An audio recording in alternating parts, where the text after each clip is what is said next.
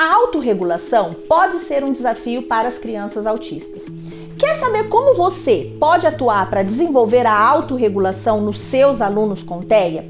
Então você está no lugar certo, não saia daí.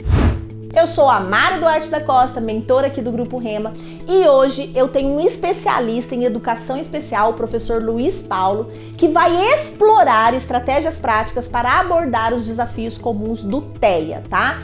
Ele vai trazer aqui muito conhecimento para você que é educador, família, e vai desvendar como a abordagem certa pode facilitar a autorregulação das crianças autistas. Você está pronto aí para embarcar nessa jornada de aprendizado e descobertas? Então, inscreva-se agora no nosso canal, ative as notificações e vamos juntos desmistificar o TEA. Então, nós vamos falar de práticas inclusivas para criança com TEA, estratégia para pais e professores, tá? Vamos falar de autismo, né, gente? É muito importante a gente falar de um tema extremamente importante, efetivo, que hoje a gente necessita cada vez mais conhecer essas pessoas, conhecer essa condição para poder trabalhar. Uma das frases que eu sempre digo, né? Que para conviver com o autismo precisa conhecer. Se você não conhece, vai ser muito difícil você entender o que é o autismo na sua essência, porque primeiro você tem que entender o que é autismo na sua essência. Em segundo plano, você tem que entender os sinais, os sintomas do autismo no seu aluno, no seu filho. E esse é um dos motivos que a gente está aqui hoje para falar. Então, aqui a gente vai começar com algumas perguntas já. Sabe aquelas perguntas que vocês colocam no chat? Né? Então, hoje a gente vai começar a falar algumas perguntas que vocês colocam, deixam para a gente, que a gente sempre vê dentro das lives, que são perguntas constantemente que vêm aparecendo, né? E a gente vai falar um pouquinho de cada uma delas hoje, certo? Então, para começar, gente, o que fazer com uma criança com TEA que tem dificuldade para se alimentar? Nós sabemos que as crianças com TEA, uma boa parte delas, né, tem a questão da seletividade alimentar. Né? Então, tem dificuldades quanto à questão sensorial do alimento, ou muitas vezes pode ser o próprio comportamento frente à questão do alimento. Então, para isso, a gente precisa conhecer qual é a demanda daquela criança, né, frente a esse processo, para poder, de alguma forma, favorecer a possibilidade de uma intervenção adequada, com prática, baseada em evidência, que consolida de forma efetiva, né, as possibilidades. Então, eu trouxe um pouquinho de conteúdo, algumas questões, algumas dicas já. Vamos começar com algumas dicas, tá? Dicas para trabalhar seletividade alimentar. Gente, aqui hoje são, né, pequenas informações de vários assuntos, de várias perguntas que vocês trazem para nós, que a gente tenta trazer aqui algumas ideias, né? É muito importante. Aí nós temos um livro, né, que é Como Lidar com a Seletividade Infantil, uma excelente dica, tá, para quem puder ler.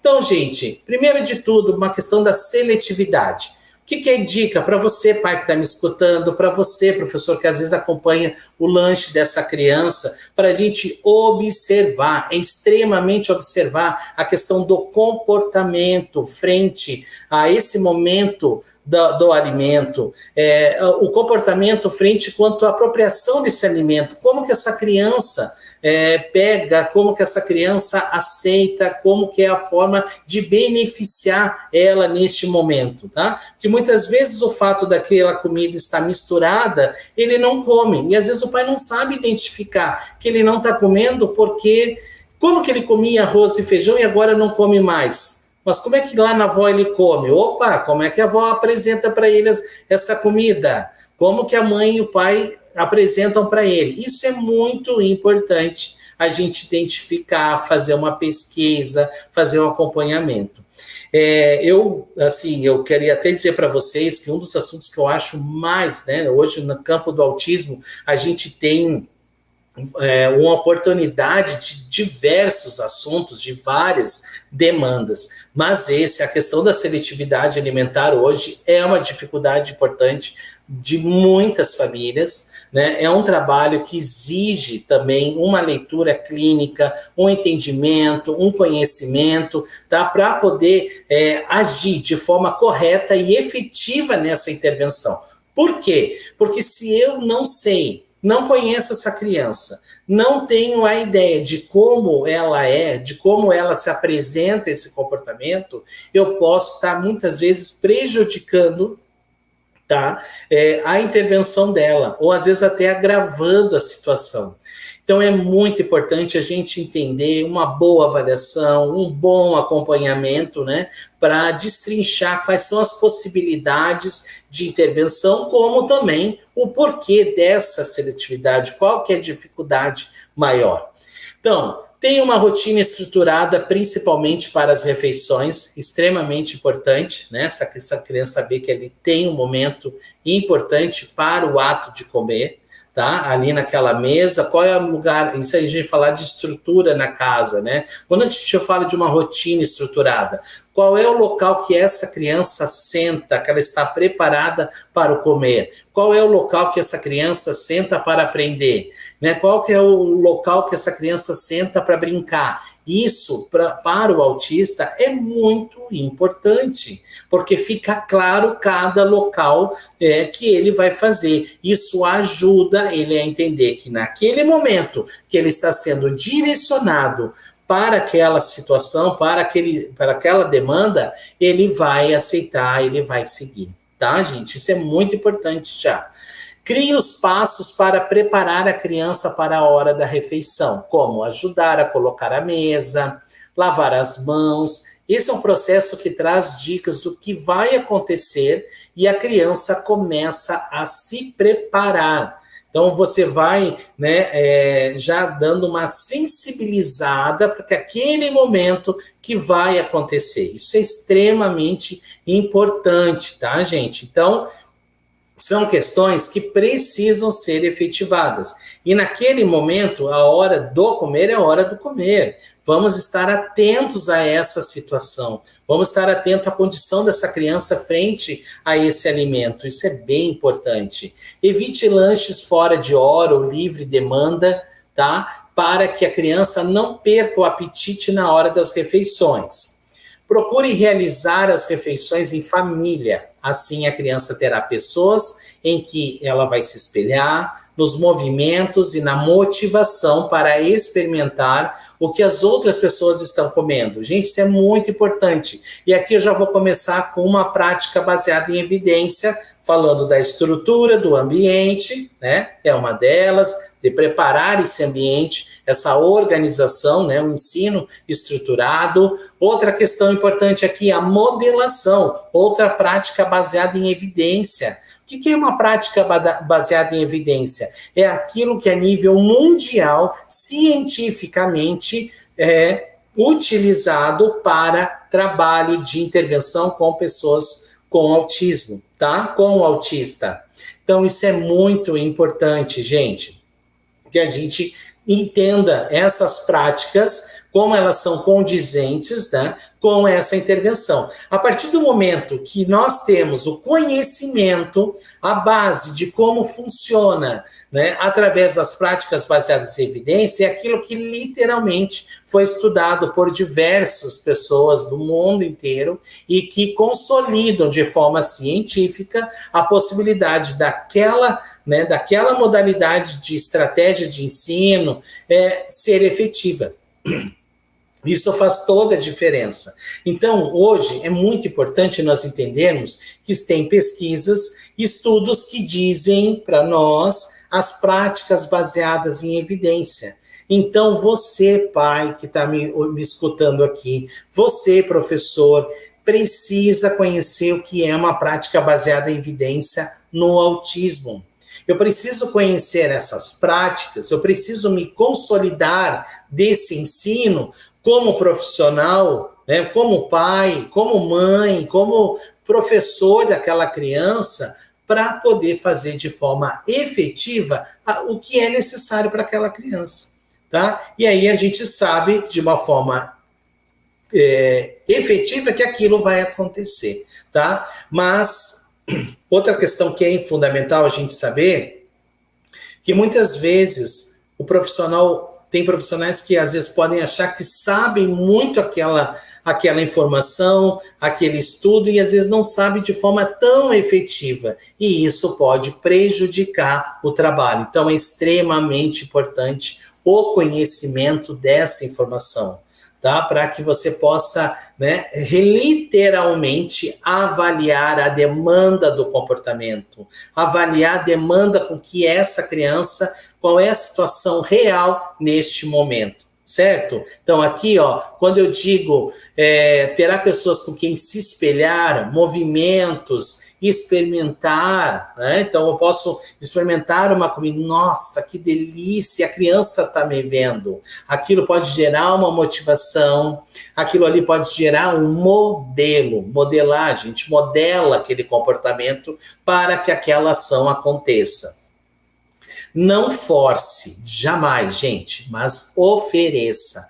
A lei da oferta. Oferte sempre. Eu sempre converso com muitas mães, que muitas mães dizem assim, nossa, ofereço de tudo. Mães, não cansem de oferecer. Vai chegar uma hora que ele vai experimentar. Se ele tocou, se ele olhou, se ele já está mais próximo, incentive isso. Isso vai fazer a diferença nesse processo, tá bom? Se a criança aceitar, coloque alimentos diferentes em seu prato, mesmo que ela não coma, para que se familiarize, né, que ela tenha toda essa relação com cor, com cheiro e texturas, tá? Eu trabalho tem adultos que eu acompanho, que às vezes ele tem a sensibilidade de ver o outro comendo, mastigando alguma coisa crocante. Ele já não consegue, o comportamento dele muda, ele não consegue nem se alimentar perto, de tanta alteração sensorial que tem. Outras crianças, às vezes ela não come porque tem o cheiro. Então a mãe tem que fazer, ela tem que comer em outro local porque o cheiro ela não suporta. Ou às vezes ela gosta vai o cheiro, chega na hora da comida, não consegue. E às vezes tem a textura desse alimento, né? Às vezes é a cor desse alimento. Então, pode ser várias situações. E para isso, gente, nós precisamos ter o que se chama conhecimento de causa para poder avaliar uma criança dessas, né? Um adulto que também tem dificuldades quanto à seletividade. Existem vários tipos de seletividade alimentar, a gente precisa entender isso para poder, de forma efetiva, entender de que forma, né, aquilo altera o comportamento, descobrir isso mesmo. É uma avaliação para, de alguma maneira, potencializar uma intervenção adequada, tá? Então, aqui, o que pode estar acontecendo quando a criança não está comendo é por uma alteração sensorial, uma dificuldade quanto à questão do cheiro, da textura, da cor, tá? A apresentação do prato. Incentiva a independência durante a alimentação. Sempre a possibilidade, tá? Nós precisamos entender que trabalhar com autismo, a gente vai oportunizar o quê? A gente trabalha aqui para lá na frente, tá? Já pensando no desenvolvimento de autonomia, independência, certo, gente? Isso é muito importante. E aí um bom profissional tem que avaliar a condição da autonomia, da independência dessa criança. A gente precisa avaliar isso, tá? Traga o lúdico, brinque de fazer comida de massinha, de alimentar bonecas, bicho de pelúcia. Hoje nós já temos no mercado, tá vindo, gente, muitos brinquedos com massinha para fazer comida, para fazer lanche, várias coisas legais. A gente utiliza isso aqui na Aba Camboriú, é muito interessante, né? A gente tem resultados muito interessantes. Com um trabalho organizado, você já avaliando a condição daquela criança, quando você começa nessa questão simbólica, nessa questão, daqui a pouquinho acontece, gente, você vai fazendo gradativo esse momento, e as coisas começam a acontecer, tá?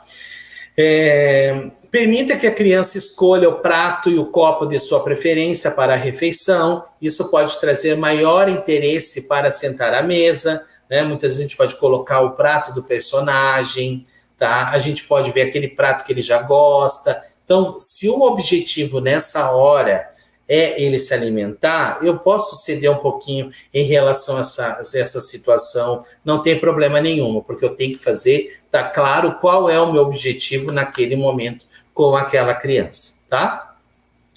Convide a criança a participar de atividade na cozinha, ajudar a lavar tomates, verduras, a fazer a salada de frutas, a misturar o bolo, né? Então isso é muito importante, porque nessa hora você está fazendo com que a criança se envolva, ela esteja envolvida ali com aquele processo. E isso faz toda a diferença, gente, né, na hora dessa intervenção, tá? Plantar temperos e depois pedir para a criança pegar na horta. Comemore cada alimento novo que ela aceita e continue a oferecer. Vai oferecendo, né? Vai criando situações. Ela já está acostumada. O que acaba acontecendo muitas vezes também? A família consegue perceber que aquela criança começa a comer aquilo, aí só dá aquilo. Não, cuidado. Né? Ofereça outras coisas e depois você dá aquilo lá, né? Até reforçando o comportamento no momento para alimentar.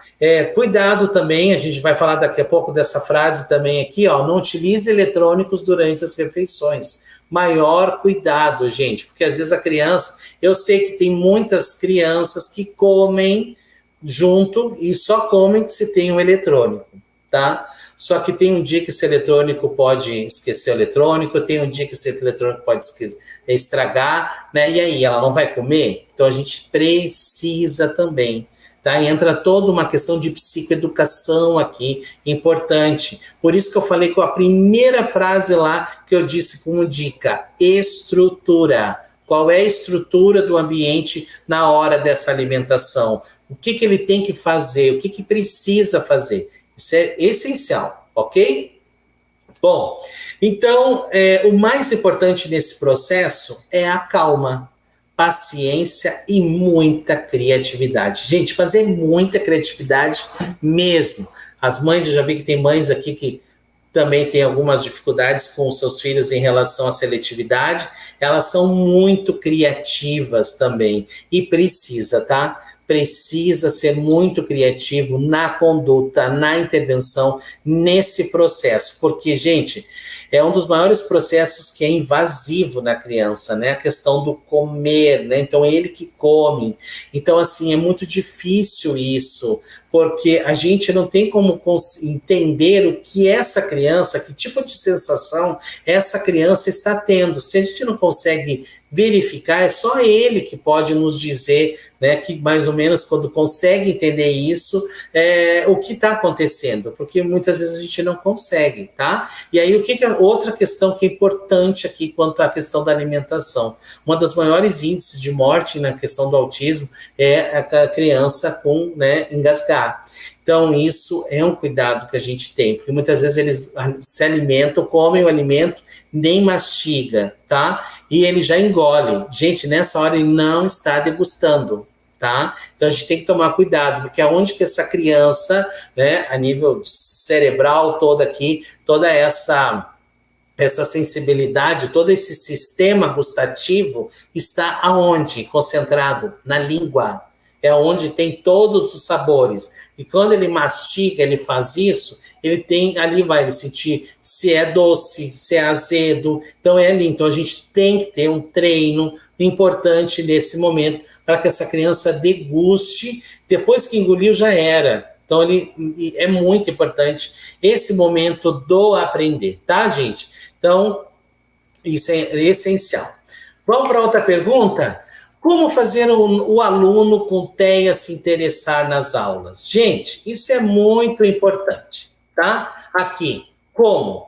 Primeiro de tudo, nós temos que entender, eu até falei agora há pouco, né, na questão da alimentação, uma palavra, motivação.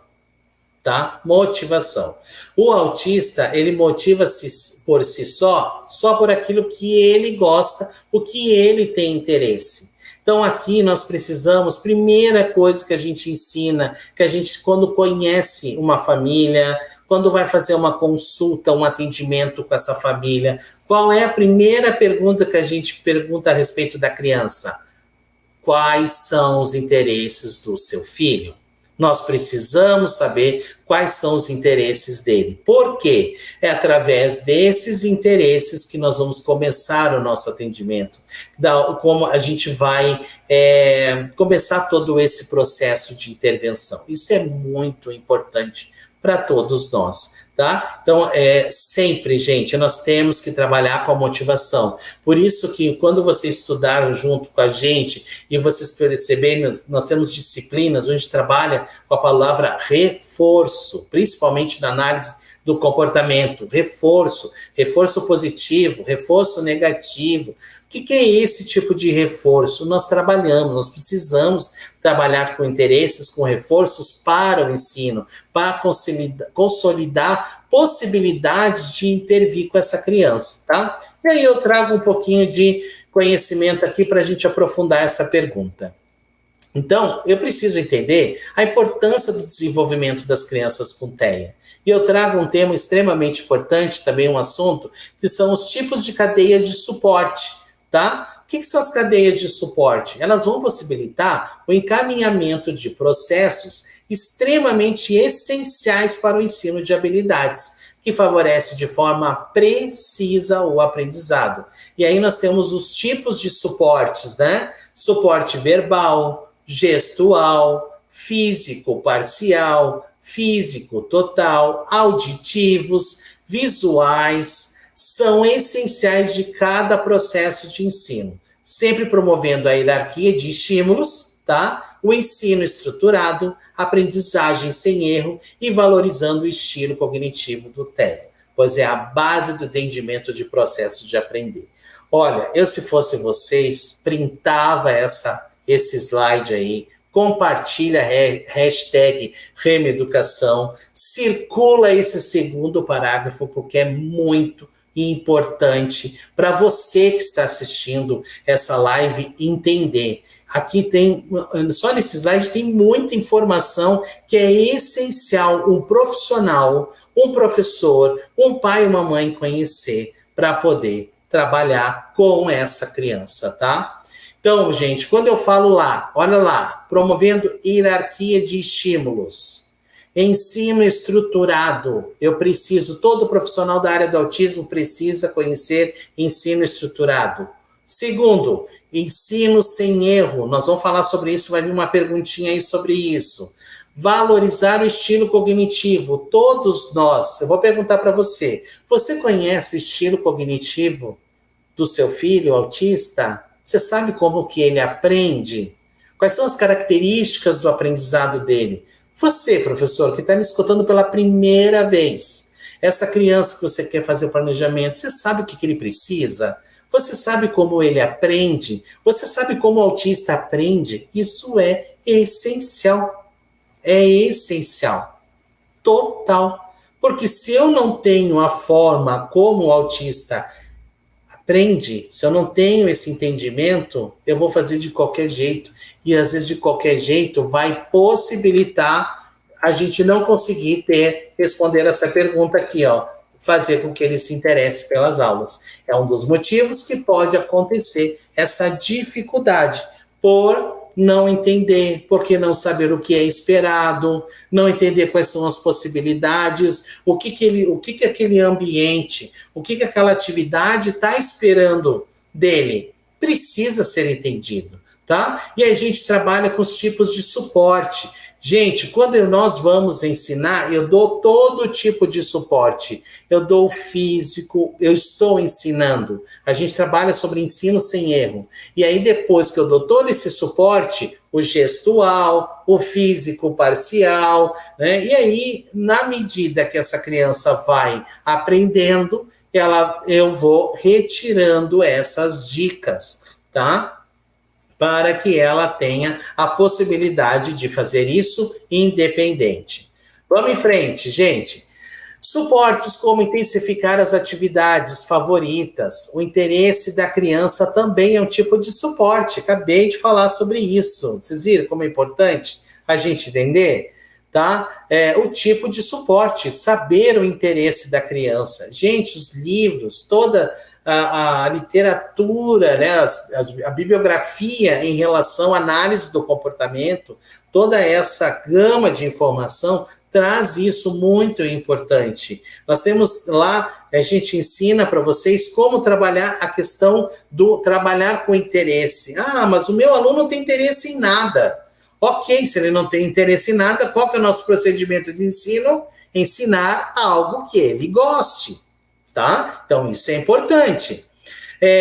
Outra questão aqui, bloqueio do centro de atenção. É um suporte que é direcionado à intervenção para trabalhar as questões que envolvem o hiperfoco da criança, onde o terapeuta bloqueia através do suporte de outros estímulos para alternar a atenção e flexibilizar o direcionamento de campo visual. Porque às vezes a criança está muito interessada lá no que está passando na rua e ele não foca, né, na aula, nas coisas que necessita. E aí, o que pode estar acontecendo? Né? Então, está havendo uma conquista ali de preferências quanto à questão, né, da atenção. E alternando isso, vai fazer com que ele tenha dificuldade, tá? Então, isso é essencial a gente entender esse processo.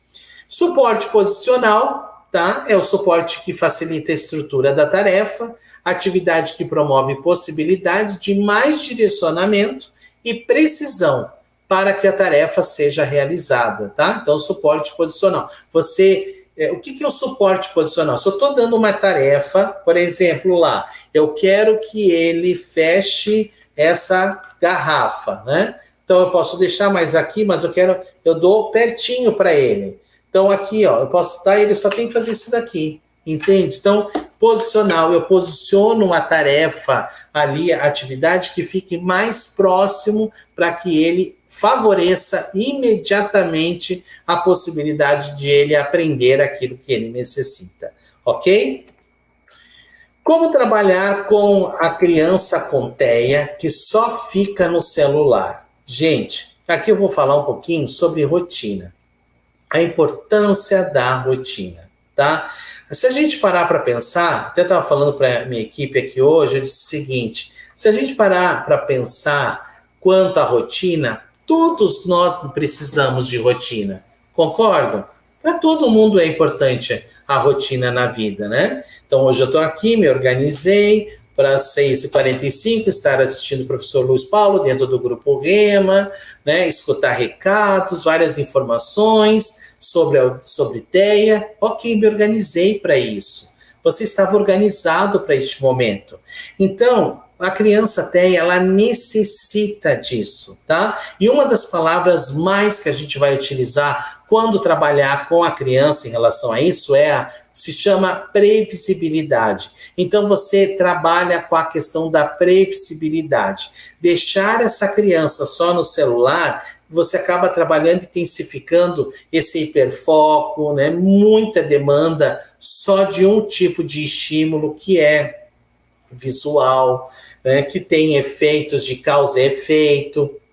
E ele precisa de outras experiências, né? Questão motora, comunicação, várias outras demandas, social, tá? E aqui ele fica muito nisso. Então, a gente precisa, diante dessas possibilidades, uma rotina estruturada para facilitar em que momento essa criança vai ficar no celular. Também oportunizar o tempo que ele vai ficar. Não adianta só você colocar, você vai agora, depois do almoço, você vai ficar no celular, tá? Mas quanto tempo é? Pai, se você não coloca isso, o tempo, né, disponível para que ele possa ficar, ele não tem ideia disso. Então, se ele não tem ideia desse tempo, dessa situação, eu posso colocar um tipo de temporizador, eu posso colocar um despertador, eu posso colocar no celular, eu posso fazer um gráfico e ir ali riscando para ele ir entendendo que vai chegar um momento que vai precisar guardar e ele vai ter que fazer outra coisa, tá? Então, isso é importante para que a gente faça. Aqui eu trago essa dica, a importância de uma rotina estruturada, organizada, sistematizada das coisas do início, meio e fim das coisas que ele vai fazer, tá bom? Como trabalhar com as crianças com TEA que batem a cabeça na parede? Eu vou ler 3 perguntas para responder elas, que uma tem acaba respondendo, a minha resposta vai acabar respondendo todas elas, tá? Então vamos para a primeira. Como trabalhar com as crianças com TEA que batem a cabeça na parede? Como trabalhar com uma criança com TEA que não aceita carinho? Tá? E como trabalhar com uma criança com TEA que grita muito? Então, gente, outra. Como trabalhar com uma criança com TEA para ela parar de se morder? Então, eu vou trazer algumas respostas, tá? Olha aqui. Como trabalhar com essa criança com TEA que bate a cabeça na parede o tempo todo? Então, o que a gente precisa?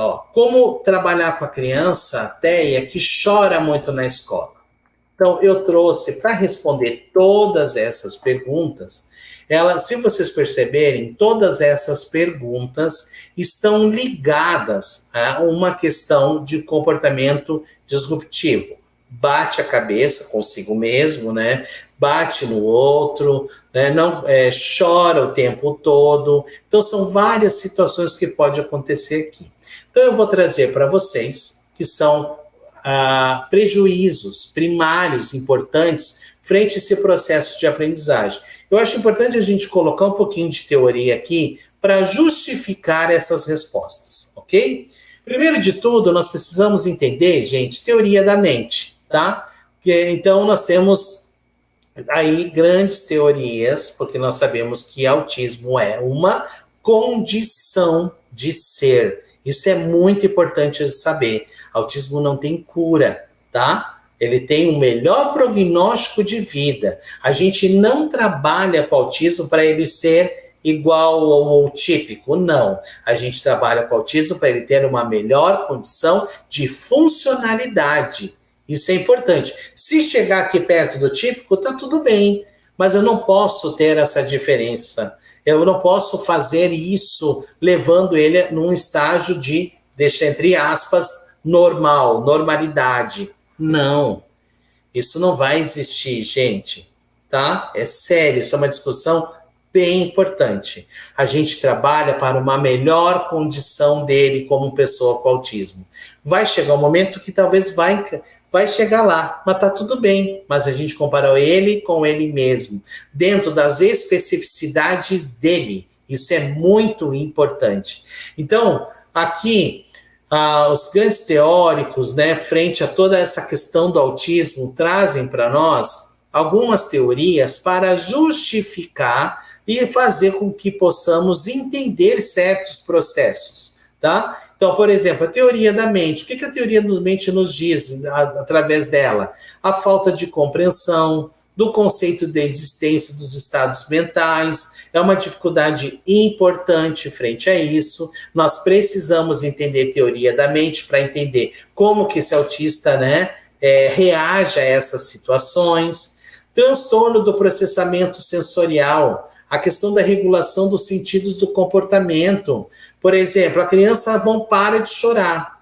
Eu tenho um paciente que ele não parava, né, cada vez que ele ia para o pátio, na hora do recreio, ele gritava muito. E depois ele chorava muito. E o que era? Era sensorial. Tinha demanda de sensação. O que ele levava à alteração dele? O barulho constante, aglomeração das crianças, né? E aquele corre-corre na hora do recreio. Então, todo aquele barulho de recreio das crianças deixava ele, gente, transtornado, né? E aquilo é dor. Quando essa criança está fazendo isso, a gente consegue, ela está sofrendo. Então, nós precisamos entender de que forma, né, aquele comportamento está acontecendo. Ah, professor Luiz, como é que a gente faz isso? Existe prática baseada em evidência. Nós podemos fazer uma análise funcional do comportamento, porque eu estou vendo que aquele comportamento está se repetindo muito, e aí, a partir daquele comportamento se repetindo muito, eu vou avaliar antecedentes e eu vou avaliar consequências daquele comportamento. E aí me possibilita eu entender o motivo daquela gritaria, daquele choro constante, daquela dificuldade. Isso é muito importante para nós, tá, gente? Então, aí o que acontece? Eu falei para a mãe, compra um abafador, vamos usar, ensina ele a usar. Gente, mas não vocês, pais, que muitas vezes recebem essa dica, não adianta você comprar lá numa loja o fone e dizer, o abafador e dizer para o filho, né? Olha, coloca quando você tiver barulho. Não, não é assim. Isso tem técnica até de forma de você utilizar. Às vezes você tem que ir com ele, escolher que tipo de abafador que é, porque tem abafadores que são muito, que aperta muito, aí dá uma sensação na cabeça, e eles não gostam. Tem outros mais moles, que aí não dá tanta essa pressão na cabeça, e já fica mais fácil.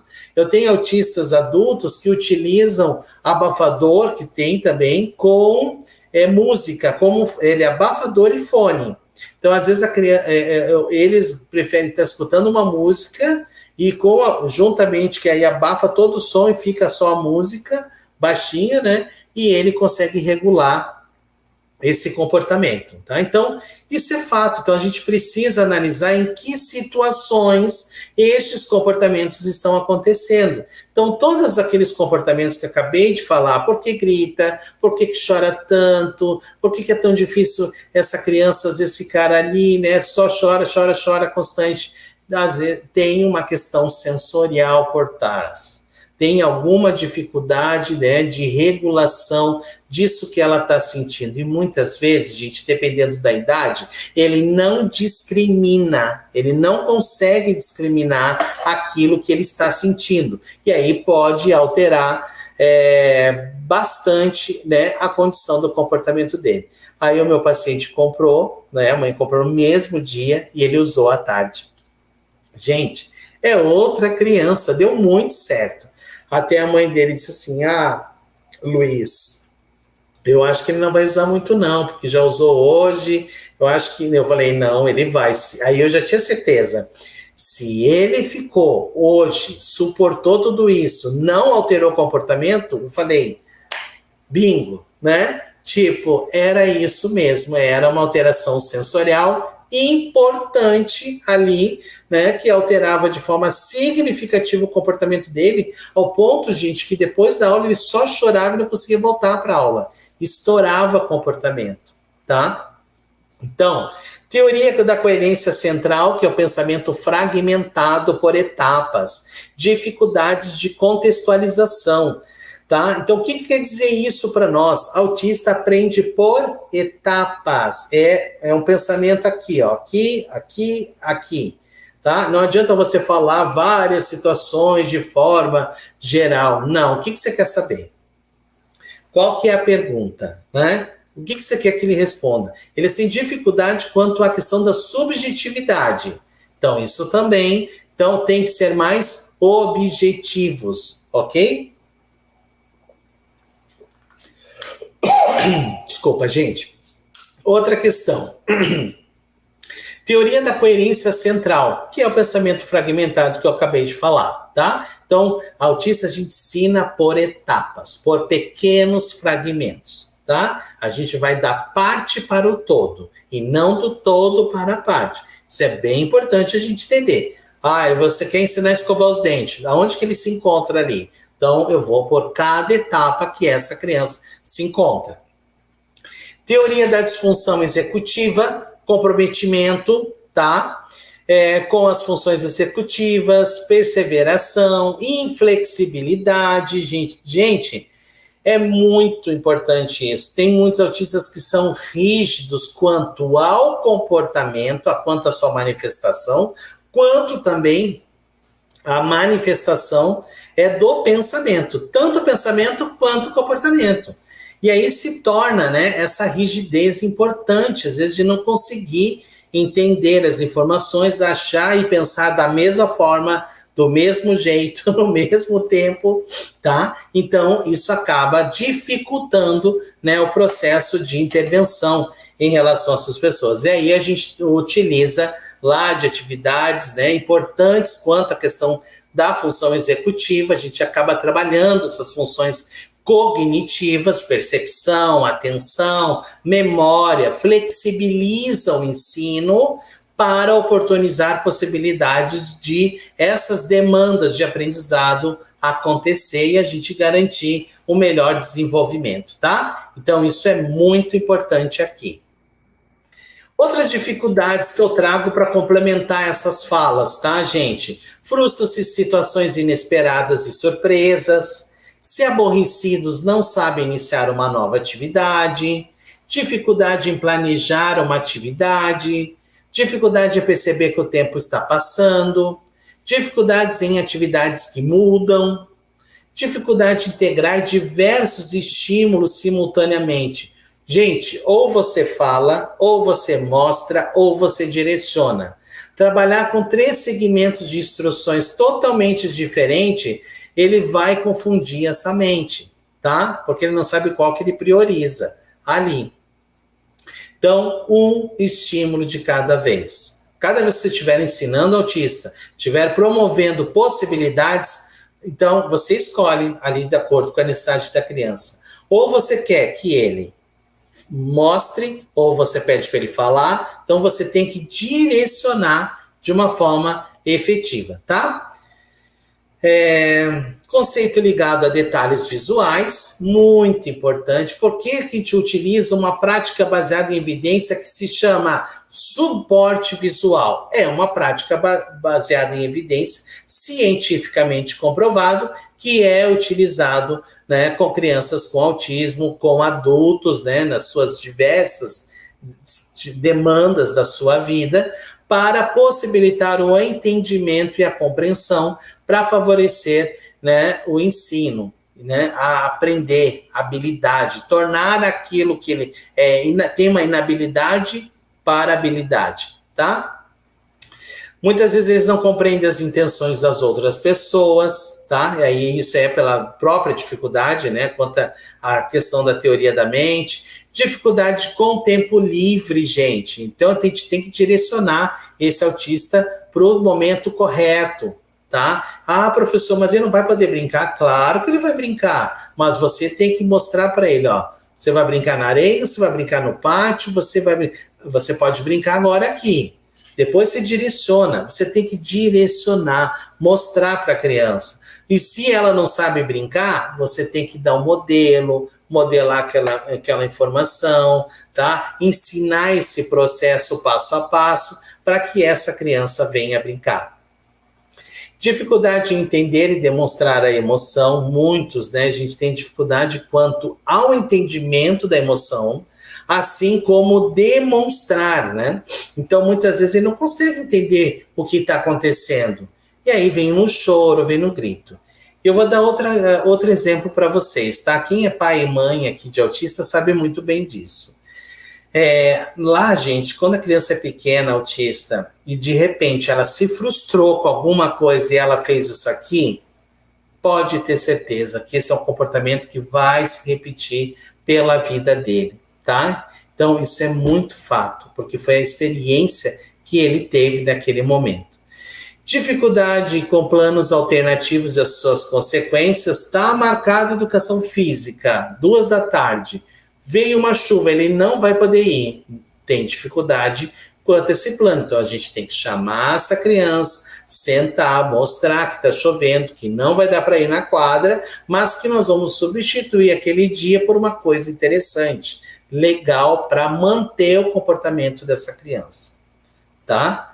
E depois, a gente não ensina a se frustrar. Assim, claro que a gente vai modelar algumas situações para que aconteça a possibilidade, muitas vezes, né, de comportamentos para trabalhar essa demanda. Mas eu valorizo muito mais o ensino e as possibilidades corretas, é o que deve ser, porque na hora que ele aprendeu tanto já, que a hora que ele se frustrar, ele vai saber lidar. Porque ele tem o quê? Experiência. Isso é importante, tá? Como abordar a família da criança com TEA de que ela precisa de intervenção de outros profissionais, já que muitos pais não aceitam? Gente, isso é uma pergunta aqui que, se bobear, já deve estar aqui no chat, né? Como fazer com que aquele pai entenda que aquele filho é autista e que ele tem que entender aquilo para favorecer o conhecimento e as possibilidades de desenvolvimento do seu filho. É fundamental, tá? Bom, em relação à família, gente, nós temos 3 grandes processos importantes, tá? Primeiro é a questão da conscientização. Nós precisamos conscientizar, principalmente você, professor, que está visualizando isso, que está tendo a dificuldade. Acolha essa família, não só jogue essa informação, acolha, chama ele, pais, perto de você, chama ela para mais orientação, vai conscientizando passo a passo essa família, dizendo para ela, mãe, ele está na escola, né? Ele não está conseguindo aprender, ele está com dificuldade, tá? A gente precisa de um apoio para entender por que está com essas dificuldades, tá? Mãe, volta de novo. Então, assim, olha, vamos fazer. Eu fiz um relatório aqui para você do desenvolvimento dele. Você tem como levar para um profissional, avaliar, para nos ajudar ajudar você em casa? Gente, é isso. É fazer este acolhimento, é trazer essa possibilidade, tá? O pai, a mãe, tem que estar junto com você nesse processo. Não adianta eu trabalhar com uma criança com autismo se eu não tenho o pai e a mãe por perto. Vai se tornar muito difícil, porque às vezes ele fica comigo 2 horas ou 4 horas lá, e as demais horas é com a família. Nós precisamos instruir essa família para essas questões. Isso é fundamental. Tá? Nós também temos práticas baseadas em evidência que consolidam tudo isso também, a escola de pais, né? O treinamento parental, que ajuda toda essa informação, trazer essas possibilidades, tá? Que favorecem esse ensino, que favorece. Então, eu falei da primeira parte, que é a conscientização. A segunda é o luto, tá? A família precisa passar pelo luto? Precisa, gente, tá? Porque tem famílias que até hoje não passaram por esse luto. E aí as coisas se tornam muito difíceis. Quem perde é a criança, tá? E aí, muitas vezes, vai desfavorecer o desenvolvimento dela. Por que uma prática baseada em escola de pais é importante? Porque o pai tem ali, ó, nós, enquanto equipe profissionais, nós temos uma parcela, tá? Ali no desenvolvimento dessa família, dessa criança. Mas a maior parcela é da família. A família precisa entender e ser conscientizada que eles precisam aprender a lidar com essa criança, tá? Para favorecer o desenvolvimento. Porque a maior parte do tempo está com eles. É onde a maior demanda de comportamentos vai acontecer. Certo? Então, a gente precisa desse entendimento. E tem famílias que, às vezes, a mãe ganha o diagnóstico, no outro dia, Luiz, já cheguei em casa, eu chorei, meu luto foi de 1 dia. No outro, ela vai para onde? Para a luta.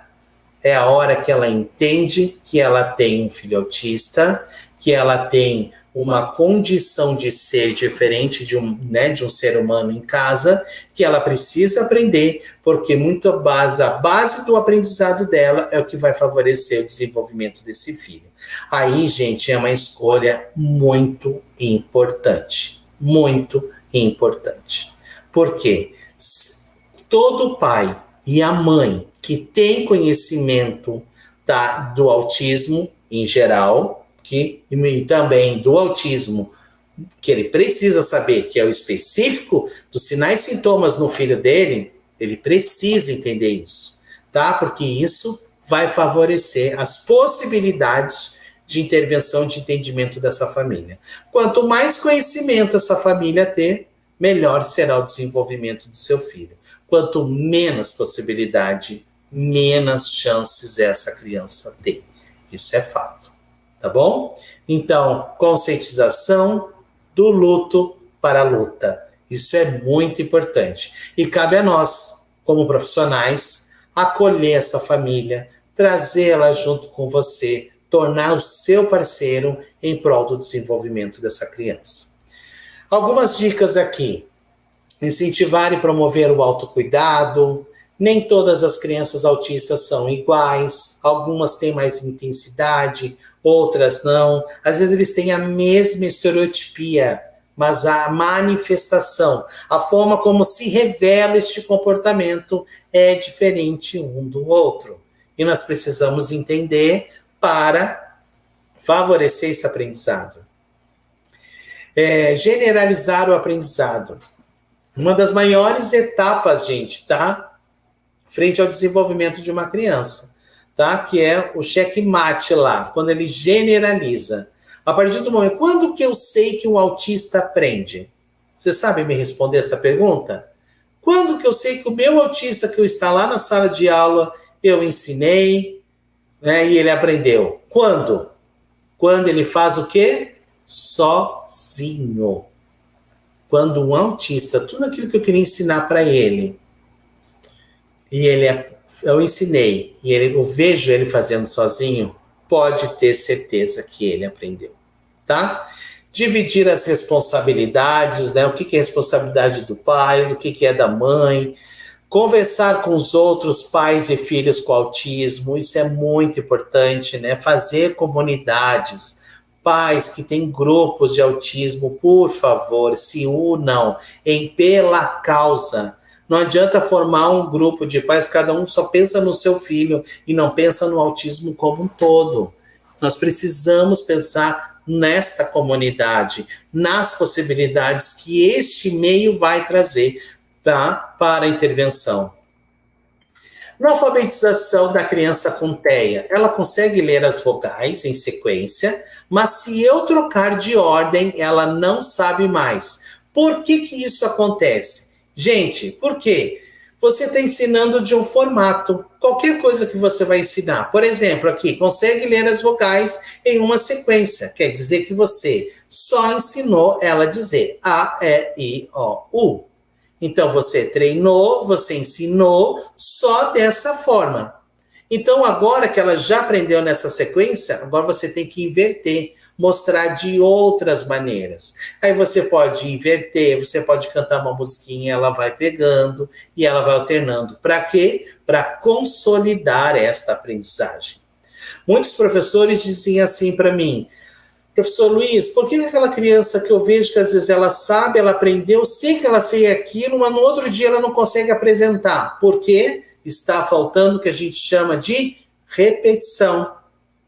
Então, ele precisa, tá, repetir para aprender. Isso é muito importante. E aí a gente tem que trabalhar com essa variação de estímulos. Vou ensinar as vogais. Então, eu tenho que ensinar as vogais de diferentes formas. Começo de uma forma, ele aprendeu, vou para outra. Então, como funciona esse processo? Eu ensino, eu mostro, eu dou resposta. Segunda etapa desse aprendizado, ele tem que fazer sozinho. E a terceira grande etapa do aprendizado, generalizar. Isso serve para tudo. Para alfabetização, para uma questão social, para uma habilidade social. Tudo isso é essencial. Tá bom, gente? E aqui eu trago mais uma vez, tá? Para a gente entender que aprendizagem sem erro, tá? Então eu vou trabalhar esse ensino sem erro. Eu dou ali, olha a base da pirâmide que eu falei lá para vocês, as cadeias de suporte, tá? Ajuda física total, modelo a situação, dou ajuda gestual, dou ajuda verbal e o top, visual.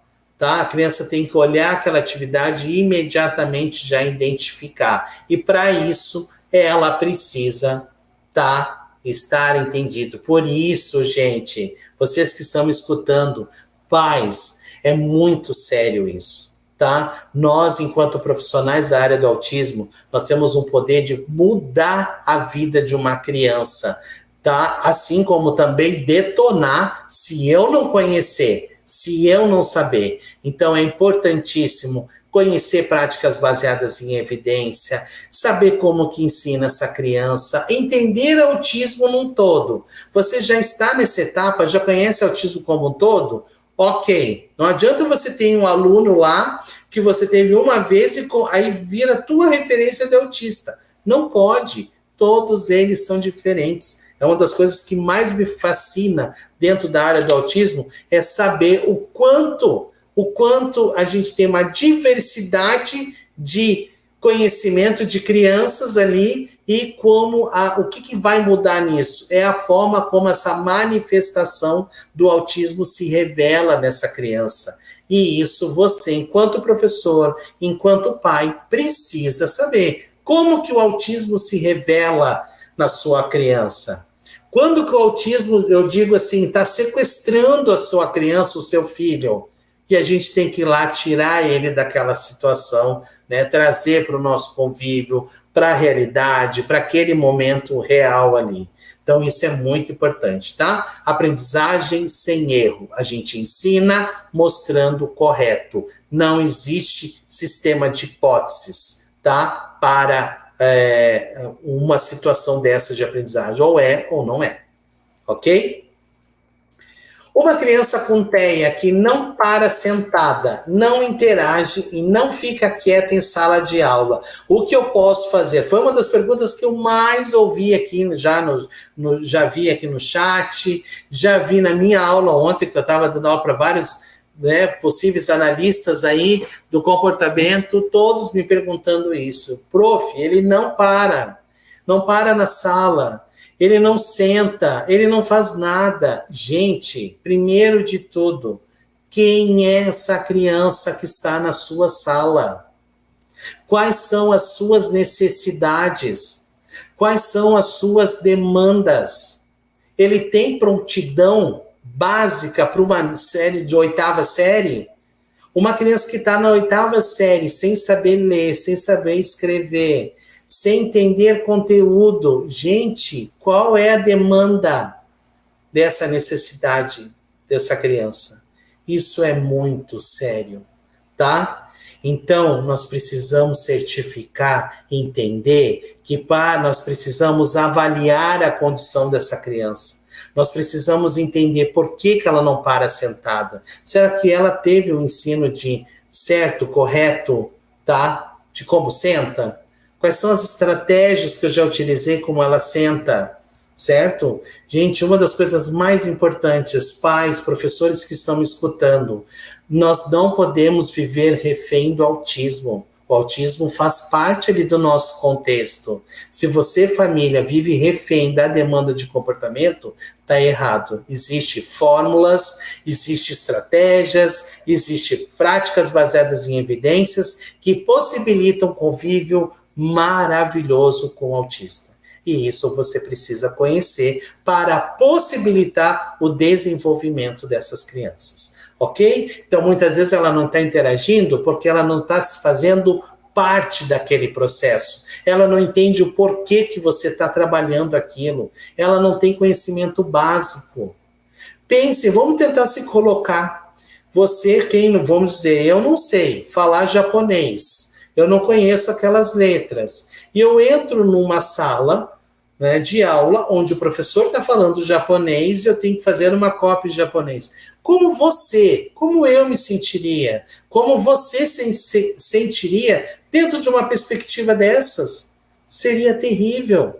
Eu ia desmotivar, eu ia querer sair dali, eu ia me sentir muito mal, porque eu não consigo dominar aquilo lá. Entende, gente? Nós precisamos ter essa questão, nós precisamos se colocar na perspectiva além simplesmente do estímulo. E isso se chama o olhar clínico. perceber as necessidades, nós precisamos para ajudar de forma efetiva. Qual será? Aqui pode ter várias hipóteses. Alteração sensorial, dificuldade quanto à aprendizagem, pode ser fuga de demanda. Qual que é a ideia? Vamos fazer uma análise funcional deste comportamento, avaliar por que esse comportamento está acontecendo, por que ele está alternando demais essas situações. Aí a gente tem uma ideia, tá bom?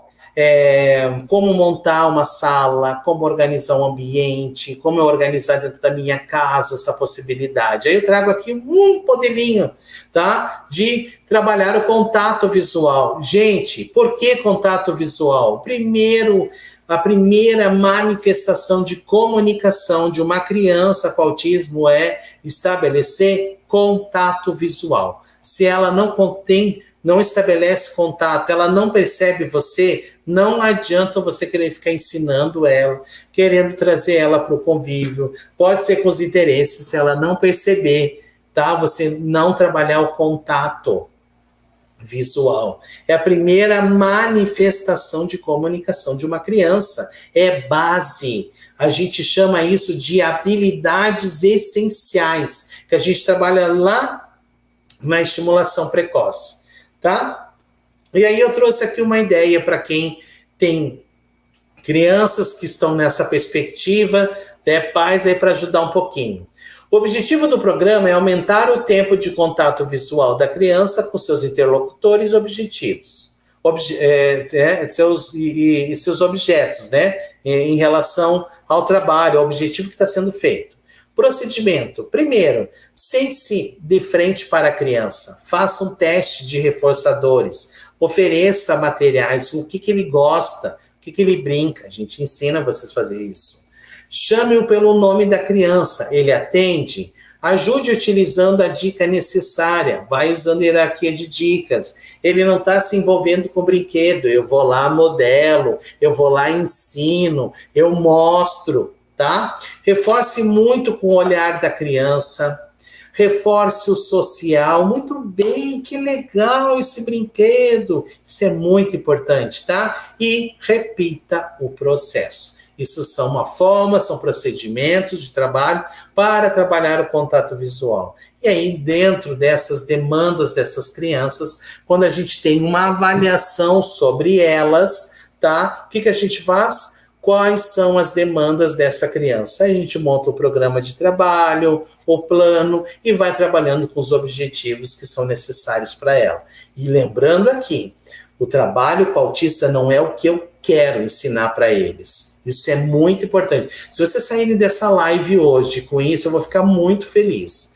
O autista, ele vai aprender aquilo que ele precisa. E é através dele ser autista, que eu, enquanto profissional, vou avaliar a necessidade dele e verificar quais são as possibilidades de ensino. Não é o que eu quero, é o que ele precisa, e eu, diante do que ele precisa como profissional, tenho que propor, tenho que planejar, tenho que progredir com possibilidades de intervenção, tá? Como trabalhar com uma criança com TEA que não aceita o convívio com outras pessoas? Crianças, bate, empurra, se joga no chão.